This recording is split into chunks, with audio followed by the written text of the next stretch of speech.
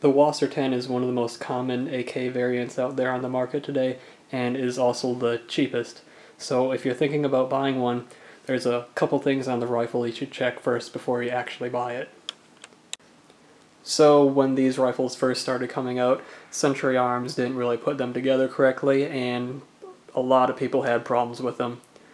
So fast forward to today, or even within the past 2 or 3 years, Century really has upped their quality in building these rifles, but you got to make sure to know what you're looking for before you buy one. So let's say, for example, you're at a gun show and you see a bunch of WASRs on the table and you're thinking, well, now is the time to buy one. So first things first, just go ahead and make sure there's no giant scratches or marks or dents on the rifle. So just look it over, looks good. And also keep in mind these, as of today, average around $500, so if you see a WASR going for over $600, that's probably not the best deal out there. If there is this little mark scratch right here, that's okay. That's because this is the safety lever and it scratches the finish whenever you turn the safety on or off. It's completely normal. Also, this little scratch up here, this is the gas tube release lever. You have to basically move that the same as you would the safety lever and it will scratch. I haven't really moved it too much, so it's not as announced as the safety lever mark. I also have a Saiga as a comparison. The quality and finish on the Saiga is better than my WASR, so it's just as another example. Alright, so you did a quick overview of the rifle and saw there's no giant massive marks and scratches where they shouldn't be. So what's next? Well, I would say check the rivets. And well, these aren't in any particular order, but yeah, just check the rivets. This is the Saiga, however you want to call it. The rivets on these are awesome.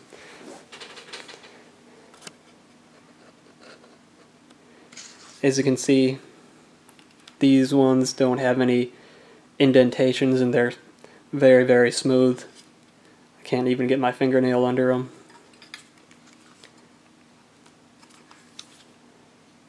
There's some back here too. I'll show the other side in a second.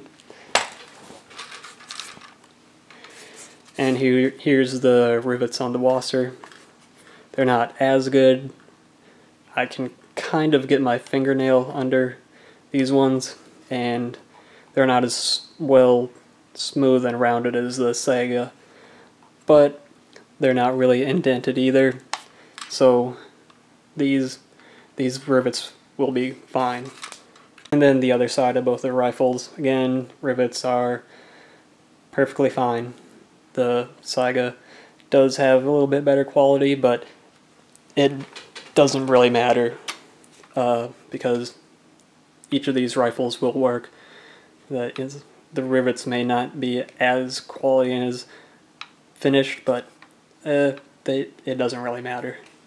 As long as the rivets are not massively poking out, and as long as you can't really get a huge chunk of your fingernail under there, and as long as there's no massive indentations, you should be fine. And then I guess next up is check and make sure everything's straight and nothing's really canted. Here's the gas tube. Just go ahead and make sure it's not extremely canted. If it's just a slight bit shifted off to one side or the other, that's fine, just as long as it's nothing major. And go ahead and just check and make sure the front sight isn't canted massively to either side. A little bit here or there is okay, as the actual front post is easily adjustable. And go ahead and just look at the rear sight and make sure that isn't shifted one way or the other. And for the best bang for your buck, may as well have a WASR that accepts muzzle devices. They usually come with a 45-degree compensator, but they might come with other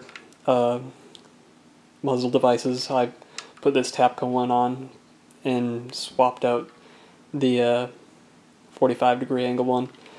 Some do come with just a nut, and you can't really do anything with that, so it's up to you if you want to mess around with muzzle devices, and also if your estate allows it. And then next up, let's go ahead and check the magazine well. Make sure it's actually cut right, make sure it's all smooth. If it's all choppy and it just doesn't feel right, it's probably going to have some problems with magazines. So just go ahead, take a look in there, make sure everything looks cut properly. And here's a look at the Sega magazine well. Virtually the same. It's all cut properly for double stack magazines, so just another look at a magazine well, that's good. And one final thing about the magazine well, as you can see, there's dimples on the Sega rifle, but the WASR 10 does not have them, and that's really not much of an issue. The magazines still fit pretty well on the WASR. And as for the trigger, make sure the trigger says Tapco USA G2. Earlier WASRs had a different trigger, I'm not sure what they were called, but they would do trigger slap. Once you pull the trigger back and the gun goes bang, it would smack your finger forward, and that really wasn't fun. The Tapco G2 trigger, however, does not do that, and is actually a very light trigger, so make sure your trigger is the G2 Tapco trigger. And you might as well grab a WASR that comes with a cleaning rod. Personally, I just like the way AKs look with the cleaning rod. The Saiga doesn't have the cleaning rod though, unfortunately. But yeah, just get the cleaning rod because it looks good, or don't get it if you don't think it looks good. It's up to you. You can also make sure you got the bayonet lug if your state allows it, but don't really use that. So if you want it, go for it. If you don't, you're not really missing too much. Alright, so the last couple things. So for example, yeah, if you're at the gun show and you see a WASR laying on the table, ask the seller if you can pick it up and take a look at the charging handle and just ask if you can take the dust cover off and look inside. If they let you do that, that's awesome, but sometimes they don't. It's up to them, basically. But if they're a really good seller, like the people I bought this WASR from, they'll let you just charge the bolt and just see how smooth everything is. So go ahead, take the safety flag out, and then go ahead and just pull the charging handle back a couple times. As long as you can do it like that, that's fine. However, a lot of WASRs have a hiccup about right here. As you can see, the charging handle is stuck. This is because the bolt is rubbing against the hammer, and that's what causes this. It's not really a big deal as long as you can just give the charging handle a couple taps and just automatically goes forward like that. If, however, you have to completely mash the charging handle for the bolt to go forward, then you might have a bad WASR. I'll take the dust cover off and show in more detail in just a second. And here's just a quick closer look. Right here, that's the hammer. That's what the bolt gets stuck on. Right there. Gonna get stuck that time. There we go.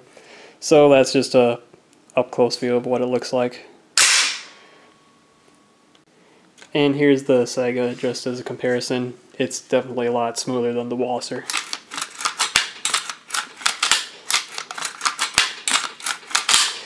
No hiccups of any kind.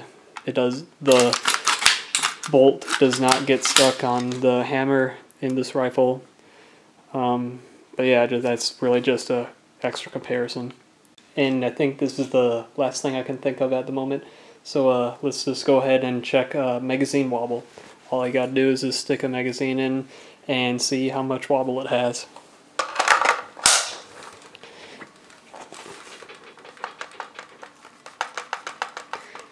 Not too much. a little wobble's fine, as long as it's not massively wobbling, and as long as it doesn't feel like it's going to fall out of the gun, it should be fine.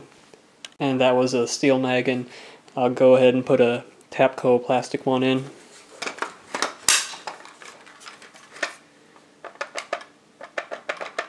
A little bit of wobble, but nothing major. And just for the sake of comparison again, here's the Sega.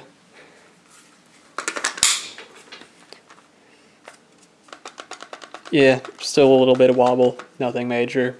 So, long story short, if there's a little bit of magazine wobble, it's fine, as long as it's nothing massively wobbling, and as long as it doesn't feel like it's going to fall out of the gun. Just the little magazine wobble's fine. And I think that is it, guys. That's basically all I can think of at the moment for tips when buying your first WASR. If I think of any others, I'll make sure to toss them in somewhere. But other than that, that's pretty much all.